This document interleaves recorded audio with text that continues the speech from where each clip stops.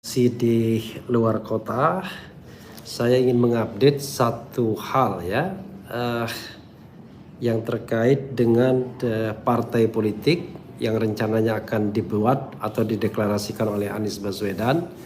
Nah ini sobat era sekalian, ada nasihat dari Caimin ya, yaitu ya ada berita dari Rakyat Merdeka Republik Merdeka Online, dan satunya nanti kita lihat dari Tribun News ya. Intinya mengatakan bahwa katanya nasihat Caimin ke Anies bikin partai itu berat, saya aja kapok ya. Kemudian yang dilansir oleh Tribun News, soal keinginan Anies buat partai, Caimin beri wejangan bikin partai tak mudah, ikut yang ada saja. Jadi saya gabungkan judul ini ya. Ya saudara sekalian, ini tantangan tentunya ya, tantangan dan bukan tentangan ya, karena bagaimanapun apa yang disampaikan Caimin tentu realistis ya, berdasarkan pengalaman. Tapi ya yang membangun partai kan bukan Caimin sendiri, yang membangun partai kan Gus Dur waktu itu, terutama memanfaatkan jaringan NU.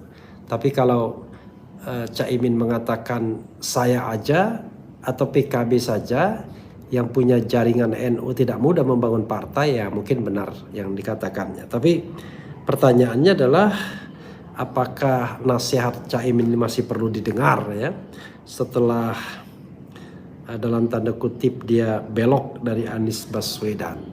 Padahal jelas-jelas yang paling lucu adalah PKB kan tidak mendapatkan apa-apa dengan Rakus ya, Ridwan Kamil Suswono. Karena pasangan Rakus ini satu berasal dari Golkar ya, Golkar mu'alaf karena baru ya. Tapi yang telepon Dasko juga untuk menjadi tim suksesnya Sahroni. Jadi bukan Bahlil ya. Dan yang kedua adalah terkait dengan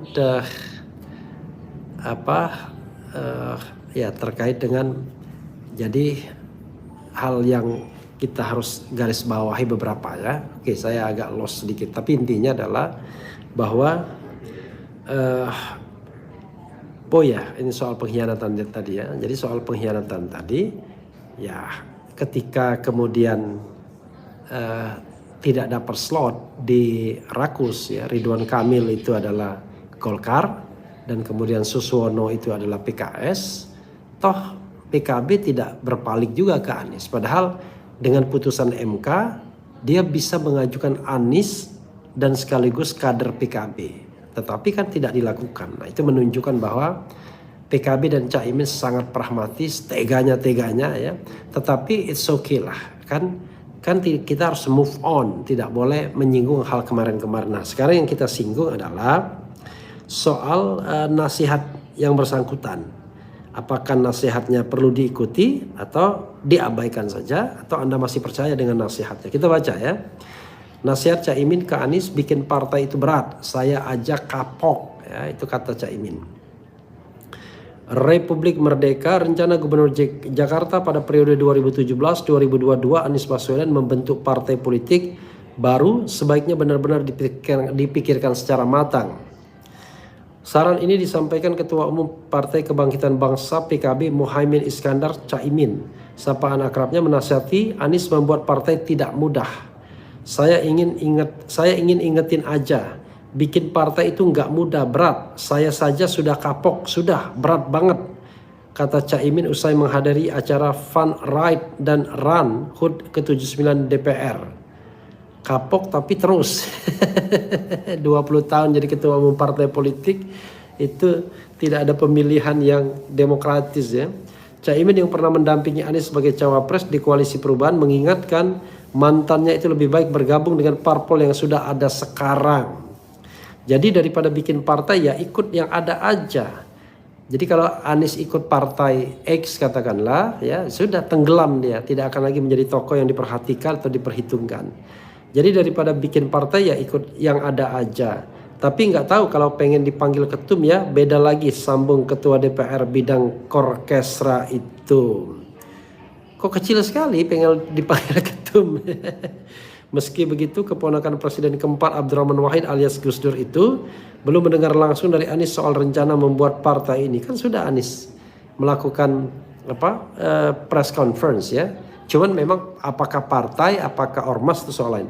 Sampai hari ini saya belum pernah mendengar langsung dari Mas Anies ya, mau bikin partai atau tidak. Saya juga belum pernah tanya. Mas Anies belum pernah cerita pungkas Caimin. Kalau ini kurang lebih sama ya.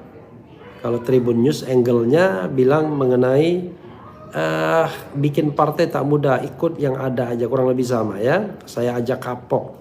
Jadi sobat era sekalian, kata kunci dari Caimin itu adalah 3. Bikin partai itu nggak mudah.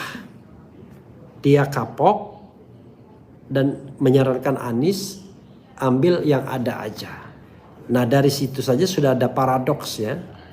Kalau kapok kan nggak mau jadi ketua umum partai politik lagi. Ini bahkan rela-relanya, tega-teganya dalam tanda kutip ini, mohon maaf ya Caimin, Gus Imin ya. Rela-relanya mengkhianati Anies yang sudah jelas-jelas baik kepada Anda ya.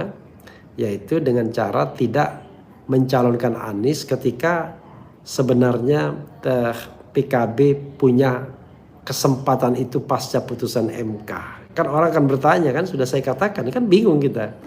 Kalau dikatakan saya ingin yang menang Anies.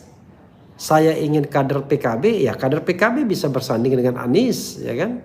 Atau dua-duanya dari PKB juga itu make sense. Tapi kan ini ikut Kim Plus, Ridwan Kamil kader Golkar, Suswono kader PKS yang biasanya PKB alergi. Jadi apa dong yang membuat PKB kemudian mendukung Kim Plus? Kan karena 2 hal saja kan, 3 hal. Takut muktamar tandingan, dan sekarang sudah selesai badai itu, Caimin tetap menjadi ketua PKB karena sinyal-sinyalnya Prabowo tidak mendukung muktamar tandingan tersebut.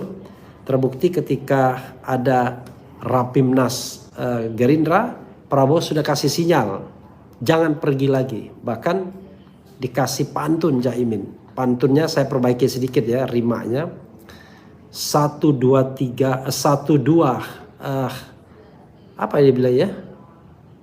1 2 kenanga biru, 3 4 dalam jambangan. Kalaulah Tuhan dapat teman baru, kawan yang lama dilupakan jangan. Itu saya perbaikin rimanya. Nah, itu menunjukkan bahwa kekuasaan masih mendukung Caimin dan mission completed bagi Caimin, selesai. Jadi tidak akan ada lagi ancaman kedua soal kriminalisasi atau kasus-kasus hukum yang dibuka, tidak ada. Lalu dia dapat yang namanya carrotnya, wortelnya, yaitu sangat mungkin nanti akan menjadi bagian dari kekuasaan. Mengingat Caimin tidak jadi apa-apa karena kemarin menjadi calon wakil presiden, maka tentu Caimin menteri, ya kan? Makanya dia langsung gabung dengan Kim Plus. Zulkifli Hasan ketua umum menteri. Erlangga Hartarto nasibnya tergusur, ya, nggak penting lagi jadinya. Kecuali kalau dia ada jasa yang spesifik dalam pemenangan kemarin. Bahlil sepanjang masih pegang menteri, maka saya mengatakan kalau kabinet Prabowo mau memberantas korupsi, ya saya meragukan kalau sosok-sosok yang dianggap bermasalah direkrut dalam kabinet. Dan kalau ketua-ketua umum partai direkrut dalam kabinet, saya juga meragukan kalau Prabowo serius untuk memberantas korupsi. Karena ya yang terjadi adalah how come Anda mau memberantas korupsi, mau menghilangkan perbenturan kepentingan, konflik of interest, tapi yang direkrut semua ketua umum partai politik. Tapi let's say nanti kita lihat, siapa tahu tiba-tiba Prabowo agak gila sedikit, semua orang yang kemarin berjasa dalam pemenangannya tetapi kira-kira ada bau-bau yang tidak sedap dalam karir politiknya itu tidak dipakai. Alasannya saya berterima kasih tapi saya ingin bikin negara ini lebih baik. Saya ingin negara ini tidak dipenuhi oleh orang-orang bermasalah, tetapi oleh orang-orang yang memang betul-betul ingin berbuat dan mengabdi buat negara ini. Begitu, mudah-mudahan tapi ya. Jadi saudara sekalian, silakan komentar ya. Apakah setuju dengan pendapat Caimin buat partai itu berat, gabung saja yang ada, saya saja kapok, tapi pernyataan kapok ini sudah void ya, tidak bisa dipertanggungjawabkan karena ternyata Caimin sendiri mati-matian untuk mempertahankan leadership di PKB tersebut ya, sampai kemudian rela pokoknya bagai kerbau dicocok hidungnya, rela masuk Kim Plus walaupun tidak dapat apa-apa, tapi tetap mengincar kursi atau jabatan di pemerintahan nanti kita lihat ya, Caimin pasti ingin jadi menteri lagi ya. Dan muktamar tandingan tidak akan berjalan, kalaupun berjalan tidak akan disahkan oleh anak buah Prabowo yang sekarang sudah disusupkan istilah Prabowo di kabinet Jokowi. Kan istilah Prabowo sendiri kan mengatakan banyak kader Gerindra yang disusupkan gitu. Dan salah satunya adalah di Kementerian Hukum dan HAM. Oke saudara sekalian, coba kita kasih lihat komentar sobat era sekalian terkait dengan hal ini ya. Alhamdulillah kita masih bisa live ya, dan juga rupanya thumbnailnya sudah dibuat juga. Luar biasa ya teman-teman di Jakarta, walaupun saya di luar daerah tapi TikToknya tetap jalan ya, TikTok ya. Ya saudara sekalian, kita bacakan sedikit ya. Dijamin 7 turunan pun tak cukup ya. Taktik penjilat ya tak perlu dibilang pintar politik lah Bang Refli. Kapok tapi masih ambisius. Kemudian ingat Caimin memang bermasalah dengan Gus Dur karena masalah di partai PKB sempat diberhentikan, dan berseteru dengan Yeni Wahid Caimin banyak masalah. Laimin koplak, maksudnya apa Laimin ini? Kotak kosong ya. Terus masuk partai PKB gitu lah, kemarin aja udah ketar-ketir wakak-kakak. Pak Anies tetap harus bikin partai sendiri, lupakan PKS, PKB dan Nasdem, biarkan mereka sekolam dengan penguasa. Ada yang dah dikduk ya. Khairul Anam, nasihat kelas kambing dari tak usah dipercaya, sulit apanya buat, kan pendukung Anies seluruh pelosok tanah air sudah siap. Jadi saudara sekalian, this is the pembuktian ya bahwa pendukung Anies itu banyak dan loyal. Jadi kalau dia membuat partai politik kemudian dia tidak mampu membangunnya secara baik, artinya ya omon-omon doang pendukungnya itu ya kan. Pendukungnya itu cuma pendukung bilik suara. Tetapi saya yakin karakter yang membedakan antara pendukung omon-omon sama pendukung Anies Baswedan adalah pada karakternya. Ya, pendukung omon-omon bisa saja mereka yang terpengaruh bansos, mereka terpengaruh money politics, tapi pendukung Anies adalah pendukung yang jauh lebih genuine ya, memilih berdasarkan ideologi, berdasarkan penilaian. Jadi walaupun jumlahnya barangkali kecil, so-called ya, tetapi paling tidak jauh bisa lebih dipertanggungjawabkan. Begitu saudara sekalian ya. Kemudian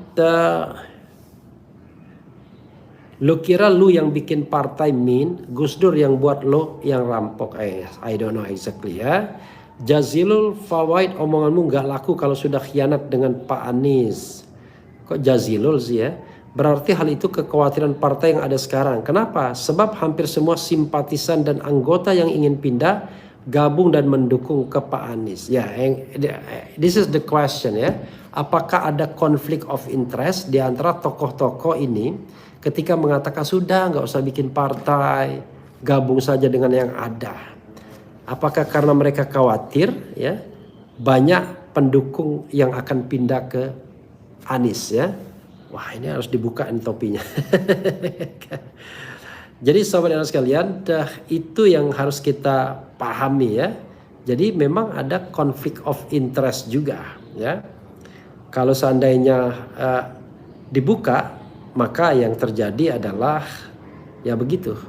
yang terjadi adalah nanti akan ada migrasi besar-besaran dari partai-partai sebelumnya ke partai-partai bentukan Anies Baswedan, insya Allah. Tapi sekali lagi sobat era sekalian, saya ingin mengatakan ya, membuat partai tersebut tidak mesti kemudian harus boyong-boyongan, harus gradual saja. Yang paling penting adalah jelas konsepnya, jelas ideologinya, tidak gampang menyerah ya, tidak berorientasi pada kekuasaan tapi terus berorientasi pada nilai.